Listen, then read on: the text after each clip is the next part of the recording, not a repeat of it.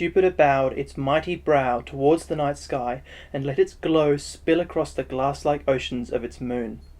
Cutting across the mirrored surface with a blonde shine around it was a grand cruise ship, its wake slowly spearing the sea in two. Standing tall against the endless sunset horizon, an immaculate duplicate following along on the freezing water, the ship waved a stunning new flag over its deck. Under its glossy paint and above its riveted skin, its hull bore the memories of its first fathers. Now renewed, beautiful and fresh, a stark red brand was written across both the flapping nylon and her steel skirts: Skylar-Properties. Across the still breeze that sheepishly prodded the unfurled flag came the sound of music as the hundreds of passengers filed from their rooms to stand shoulder to shoulder upon the deck and look skyward. Years ago, the founders of their celestial colony had decided to create a grand spectacle, one that was greater than the belts upon the giant their moon orbited. A large asteroid was brought to destruction just beyond the moon's skies, and for decades the embers and shards would peel through the atmosphere to dazzling effect. In the quiet of the evening, the passengers strained to see the sight as few faint dashes popped above them. But not soon had the music softened and the conductor turned to see a train of bright orange and yellow sparks fired through the clouds like bullets. The intense colours traced the horizon, searching for something to enlighten, and found naught but the faces of those below, their pupils large and shining in the view. It was noiseless, despite how bright the scene was, and it felt like an interplanetary hologram, an illusion. And just as quick as it began did the flashing cease. The music resumed and the magic of the night became still once again. But as the passengers faded from the decks and shuffled below the tight corridors and returned below, another surprise was brewing. Inside the Bastion suite, sitting deep and secure within the highest floors of the ship, two diplomats sat to discuss their troubling affairs. Mr. Hornsby, the first spoke over his puffy white collar and smooth black suit. There seems to be no better time to speak on what's been bothering you. Mr. Hornsby, a stout man with a wide grey moustache, centred the cutlery before him and straightened his tie. I suppose so. The first man cleared his throat before stepping forward the conversation with a confident tone. I've heard tell one might be considering retirement. The diplomat sighed and stopped himself from rolling his eyes. Mr. Decker, why do you always insist on using such archaic speech? We're alone now, you don't need to impress anybody. Decker was taken back for a moment, the shock present upon his face before he grinned and retorted, One must keep up appearances, dear friend. To forego the tried and true languages of our forefathers is not only a mistake, but one of moral weakness. As the argument pursued, stakes drawn over the dining table, the deck under their feet creaked. It was just for a second. The tiny scratching of wood on metal went nearly unnoticed by the pair. Mr. Hornsby paused in his defence, the words receding back within him. His rival leaned forward and waited for a response, all the while keeping a slight hand careful upon his lap, as tradition has told. Then the sound repeated, just a tiny tapping against the floor. "Did you hear that?" Hornsby asked, slipping his mind from the disagreement. Decker was unmoved, and his mouth hid a daunting smirk.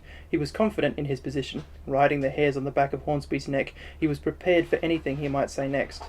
"Oh, don't be so easily mute," Decker teased with a pout. "I was only playing. Please, say what's truly pacing your mind." Hornsby sighed and tried to regain his focus away from the rubbing of the decks. But he couldn't for long, and with the third creak, this one prying through the very walls they sat within, he turned to Decker. "Listen, man! Can't you hear it?" Mr. Decker leaned his back into his chair, each vertebrae sliding along a long perfected arc, and tilted his head. "Yes, you may be right. But it can only be nominal. I'm sure the ship is capable of operating through such minute annoyances." He placed his fingers together and looked again down the length of the dining room.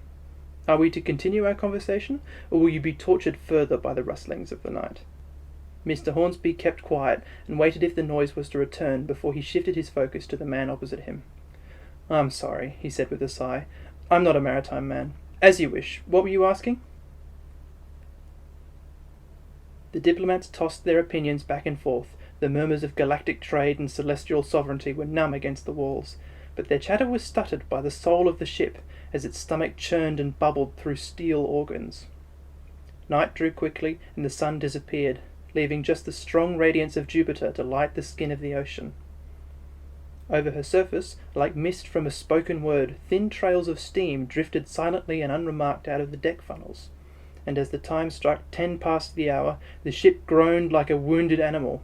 Everyone stopped to listen. A collective silence drew through the passengers, even collecting Mr. Decker, who had broken his relaxed provocations. In the quiet that froze the ship, the sound of hissing could be heard through her frame, and a ticking, rising in tempo, clicked disembodied in the air like a swarm of insects. It raised itself into a piercing shriek, with each click morphing into an ear-splitting drone, until the entire starboard side of the ship burst apart under water.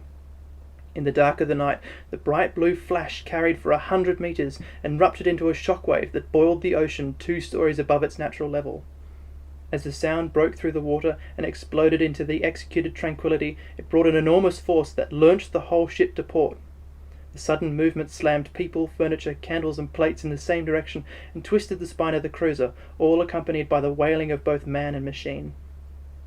Rising from the seething ocean came smoke and fire as the engine room became immediately engulfed in freezing water. Flames spread along the exposed wound and clawed their way upwards, and as the ship rolled back upright and spilled a great wave along its side, the embers only hissed and fought harder. In only the first few seconds, the ship entered an instant and irreversible dive, driving headlong into the seas that spat and burned at its flanks.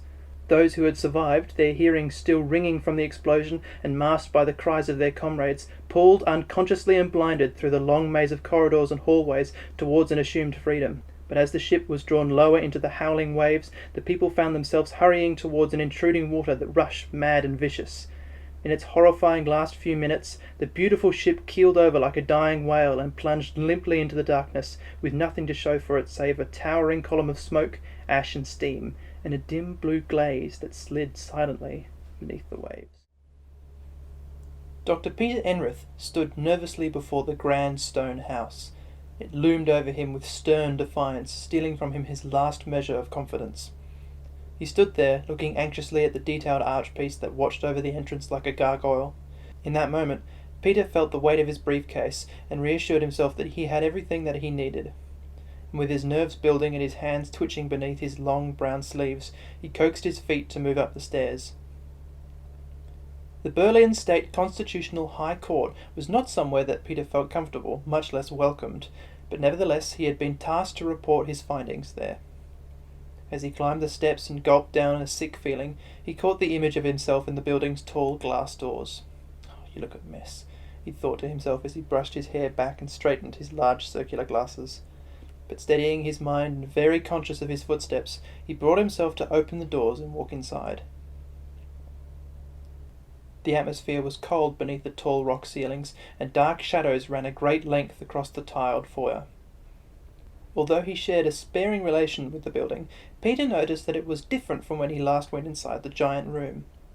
Years ago, the walls were a bright yellow and had been furnished entirely with royal paraphernalia and style.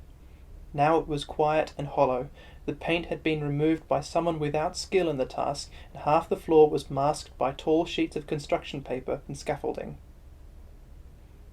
In the short months since the crown had passed and their empire had fallen, the people of Earth had inherited what was left of it under a new name that was hoisted clumsily from the roof: the Democratic Worlds Party. The doctor walked across the room, feeling how heavy and prominent the echo of each step was. As he made his way across the foyer towards the reception desk, he rediscovered the importance of his inquiry. Mary O'Whistler, then the leader of the DWP, was one of the first to hear about the sinking of the Conqueror. Peter remembered the uproar around the event and the rumours that spawned in the chaos. One of them, subscribed to by nearly all but her, was that the ship's sinking was a deliberate attack on her rivals, the Federation of United Republics, and a way to eliminate 2 high-ranking diplomats on board. In the years since, however, the excitement around the Conqueror had dried up, and O'Whistler had been replaced with a new ruler, Beck Nadam. All these thoughts were very familiar to Peter Enrith. He had studied them for several years now, and was suitably equipped within his memory. But soon his mind turned to the unknown, and as he approached the desk, his mind wandered to who might be waiting for him when he entered the amphitheatre.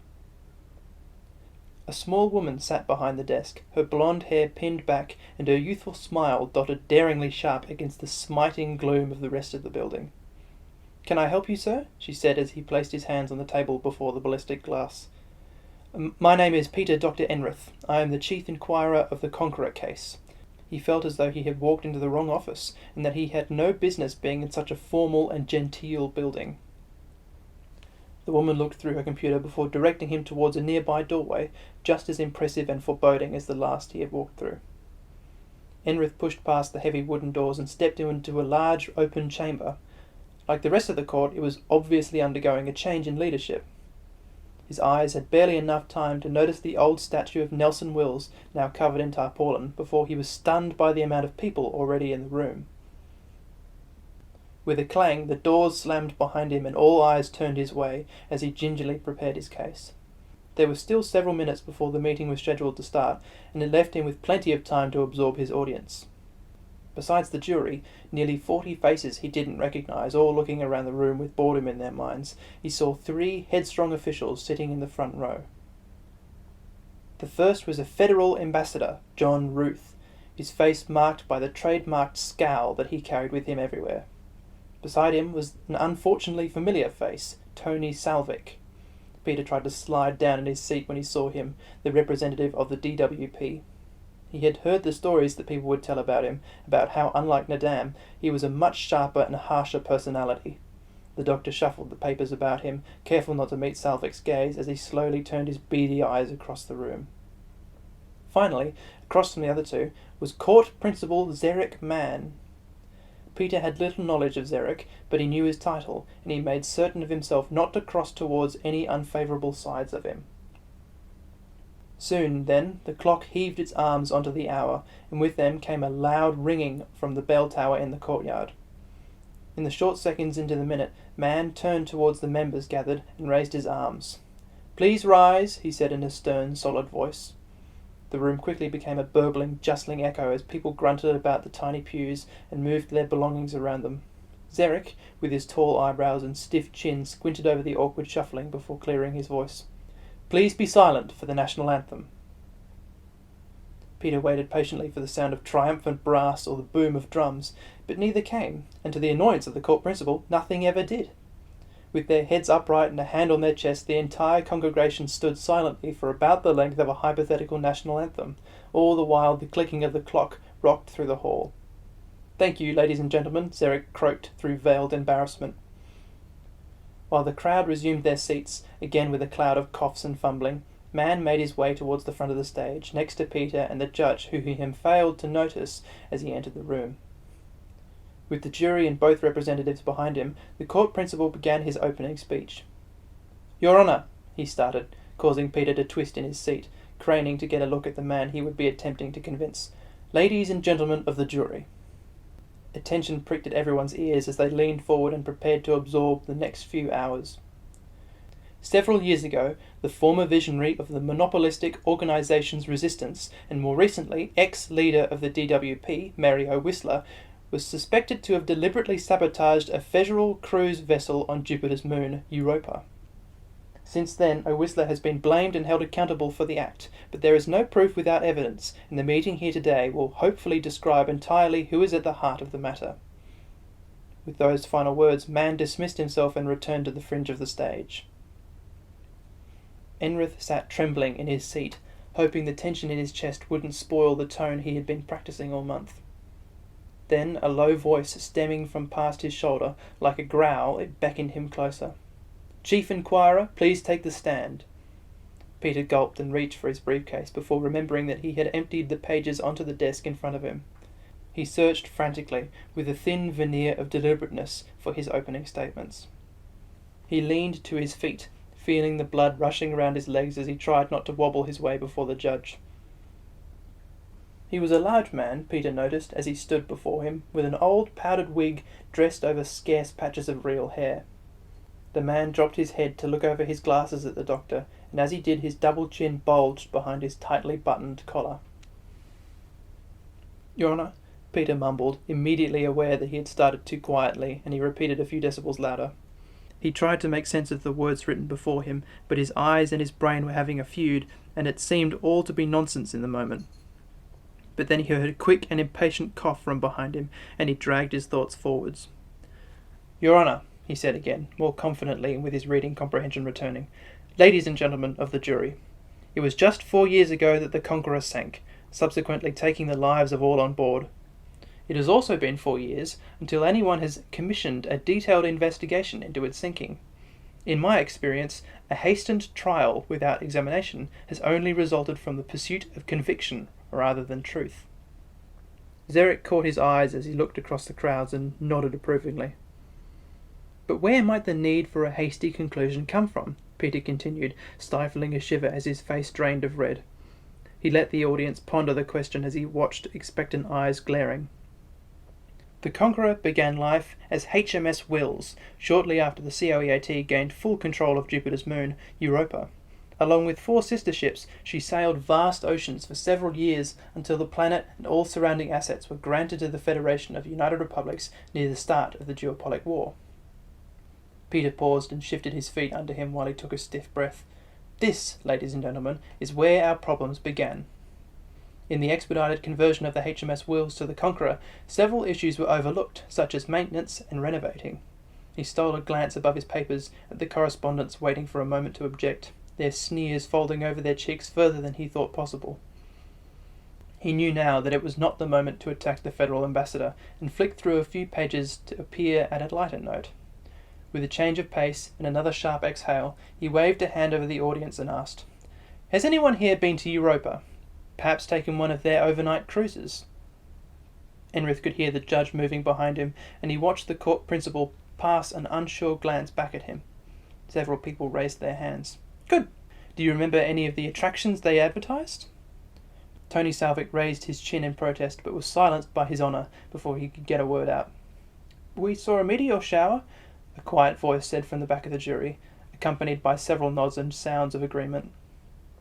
"Ah, yes," Peter smiled and pointed towards the answerer. "The great European skylights. How could anyone forget? Such a brilliant sight, and it happens every 2 weeks, don't you know? It has been for nearly 100 years. With the memories present in the eyes of the jury, Peter returned through the pages and continued, trying to maintain the light-hearted attitude that kissed the room. HMS Wills, then the Conqueror, was present for every sight, wishing for its passengers to get the best view on the planet.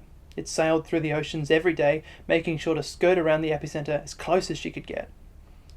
John Ruth looked frustrated and abruptly stood from his seat with his fists on the table. "Your Honour, I fail to see the relevance of scenic displays in regards to a massacre." The judge urged Peter to return to the backbone of his topic. "You see," he began again, his fear replaced with agitation, "the royal engineers that designed the spectacle failed to realise the long-term effects of their actions. They had chosen an asteroid for the basis of their experiment with the priority of proximity rather than chemical construction."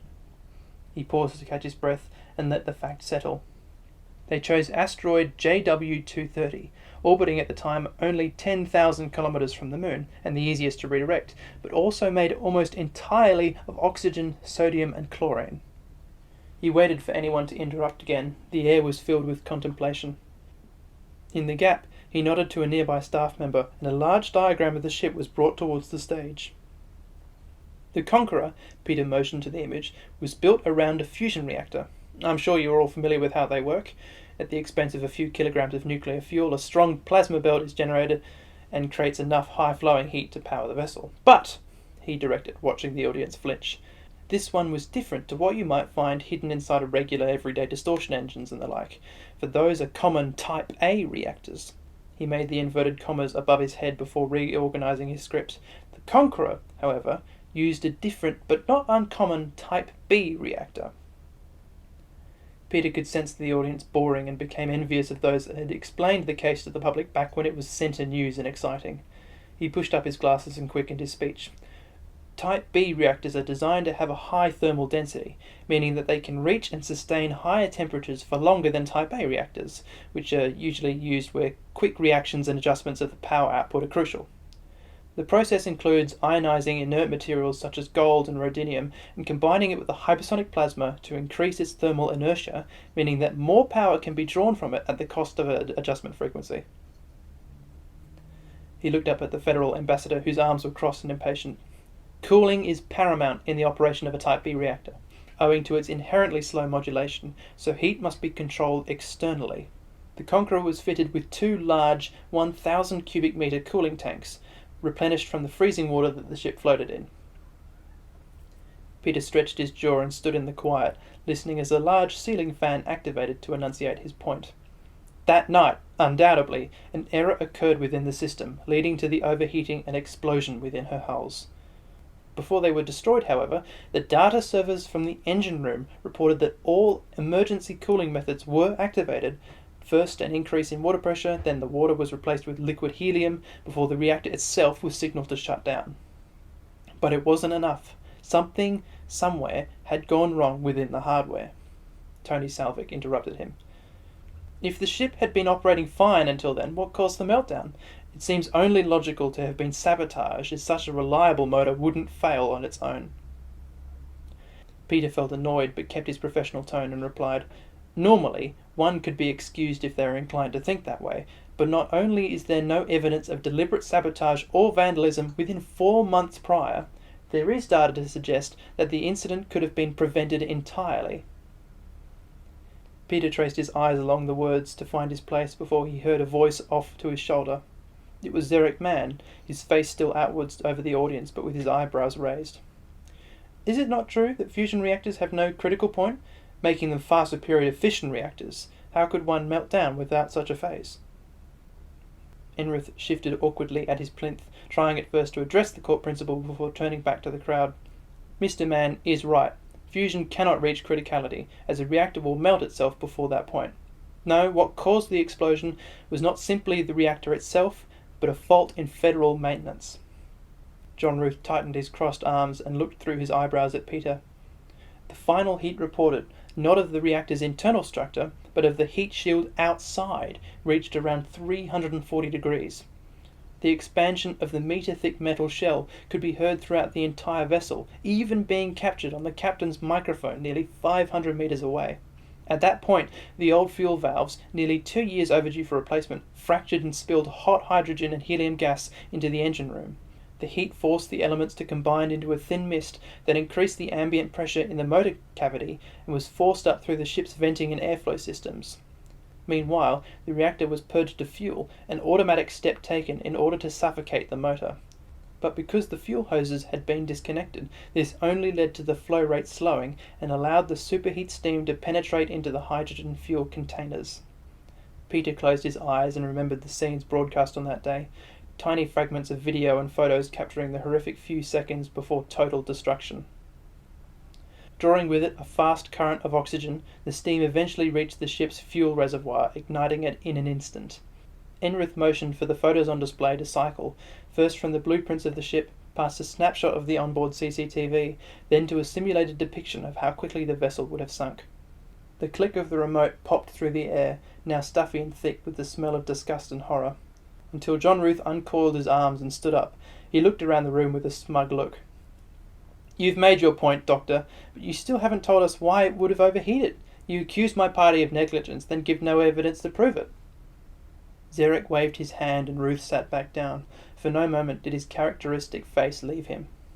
From his seat, Tony Salvik joined him in questioning. And why mention an asteroid? Peter filed through his notes and looked back at the display board. He thanked the member of the staff as it was taken from the stage.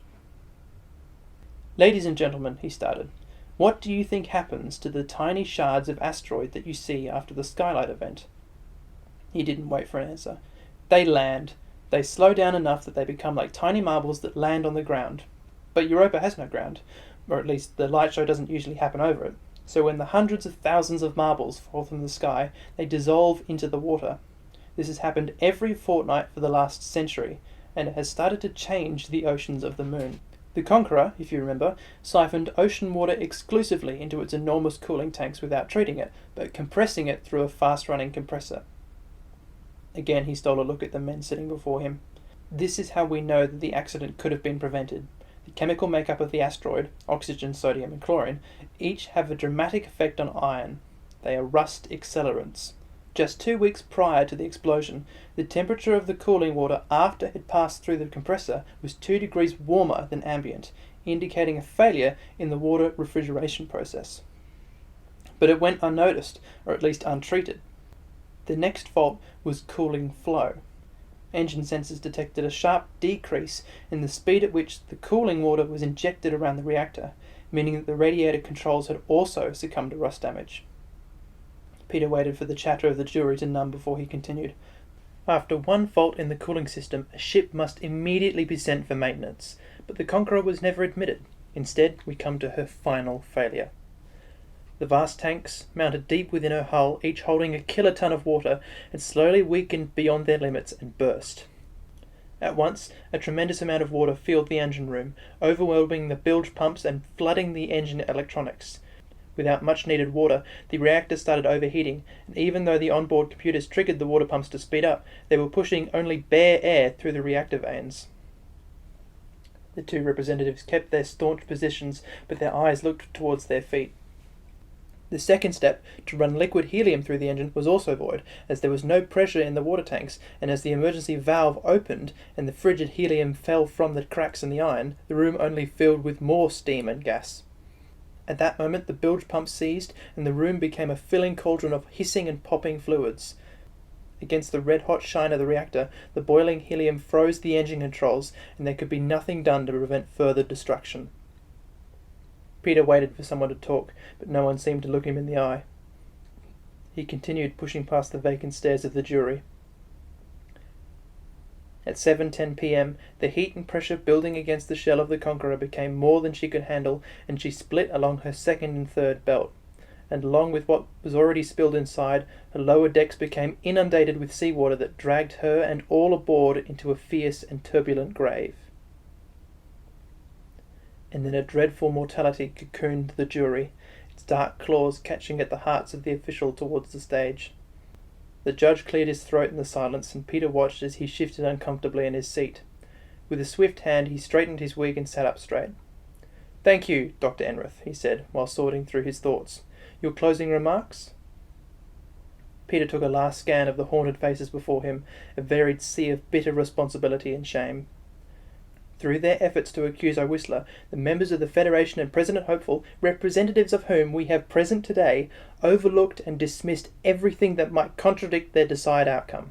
In doing so, proved that a distracted leadership only creates an unjust world. And with those words he had exhausted his script. With a quick turn he shuffled his papers together and thanked the judge before sitting down adjacent to both Ruth and Salvik. As the case wore on and the hour drew to a close, Peter could feel the stench of wretched loathing. Though their eyes remained fixed forwards, not daring to share the light with him, the pair kept themselves tight and unchallenged. Finally a recess was called, and Peter was free to leave. He had never stood from a chair so fast as he quickly passed the two revolted figures. In the open room of the foyer, Peter's mind traced through his arguments. Now that he was apart from his rivals, he allowed himself to doubt his work. But no sooner had he labelled his first flaw did he reach the gaze of the woman at the reception desk. "Aha!" she said as they met each other's eyes. "How'd it go?" "As well as it was going to," Peter remarked, a tired grin floating over his face. "I've made my arguments and I plan on getting as far away from here as possible." She laughed and typed at her computer. In a brief second she had checked him out of the courtroom. "I hope it turns out well," she called as he dashed towards the afternoon sun streaming through the tall glass doors. In the cold German air, Peter expected to feel light, like the weight of the case being lifted from his shoulders, but as dull chatter filled the stairs and people chirped their private affairs, he only felt more burdened. Now the lives that had been lost looked to him, his words still lingering in the air of the court. The doctor felt strange, and he could feel the structure of his work crumbling, but he could do no more. Despite the chills along his spine and the stiffness in his heart, he took a breath and let the world pass over him. He had done all he could. It was up to fate to bring judgment.